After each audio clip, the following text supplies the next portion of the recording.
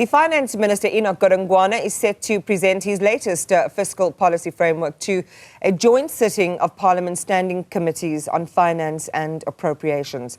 Now, he wants support from all political parties in Parliament, hoping that they will vote to adopt this latest plan.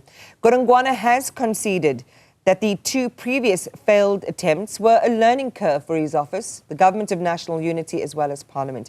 Newzroom Afrika's Vaylen Kirtley is live for us from Cape Town ahead of that parliamentary sitting. Vaylen, good morning. What's it shaping up to look like?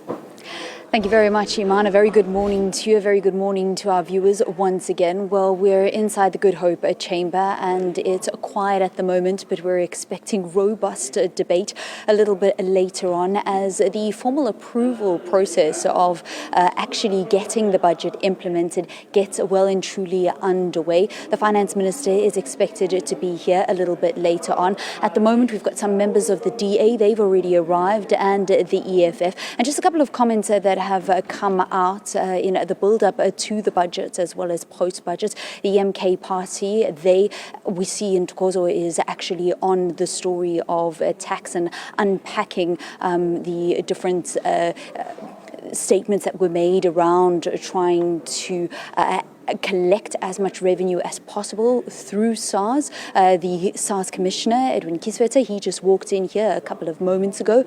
But we know that the MK party had called for a wealth tax. They've also called for a motion of censure against the Finance Minister to get him removed. The EFF, in response to the budget, have said that they will challenge any kind of proposal that opposes the poor. But you'll remember when our Finance Minister did deliver the budget speech, he said that 61 cents of every single rand that doesn't include our interest repayments, which are exorbitant, 61 cents of that goes towards the social wage bill, much of that going towards grants. An increase of 130 rand for grants, including the war veterans grants, the old age grants, the child dependency grant, as well as the disability grants, and some lower figures for the other grants that are around the country. Speaking about grants, the social relief distress grant that was brought in during COVID-19 by President Cyril Ramaphosa of 350 rand,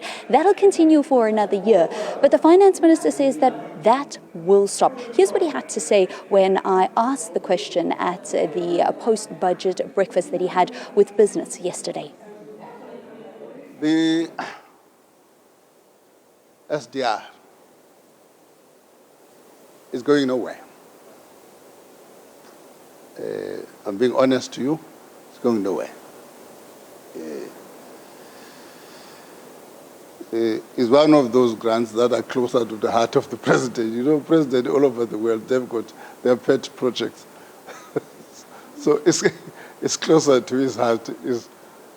But what were being discussed, which he has agreed, is what is called active labor market policies. And we make reference to that in the speech, which may mean that grant may also be utilized for as a job seekers grant and so on.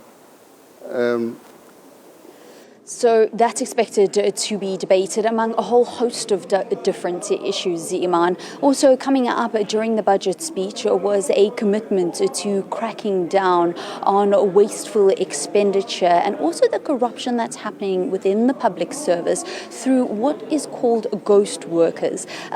There was a review that was done by National Treasury from 2013 into 300 billion rands worth of National Treasury expenditure. And what they found was that there could potentially be a 37.5 billion rand saving if they got rid of ghost workers. And yesterday morning, the Finance Minister said that through this review that National Treasury has undertaken of the 300 billion rand expenditure, they found people on their payroll of 100 years old, 103 years old. So I pose the question, how are you going to initiate measures to curb these ghost workers and in fact get rid of them and realize that potential saving? Ghost workers, we make the point that technology now is going to help us to deal with this matter quite effectively. other than doing a census, a head count, and everybody. We're going to use the technology. That's why we are quite confident that we would have made more inroads by the end of the year to deal with ghost workers. I think at 100 years old, Vaylen, you probably accrue quite a formidable pension. All right, well, that's being silly. But again, as you say, we've got to root out things in the system that are really, creating a burden on the revenue side and clean up things so that we can use money more intentionally. Vaylen Kirtley will bring us the latest there as that meeting kicks off. But coming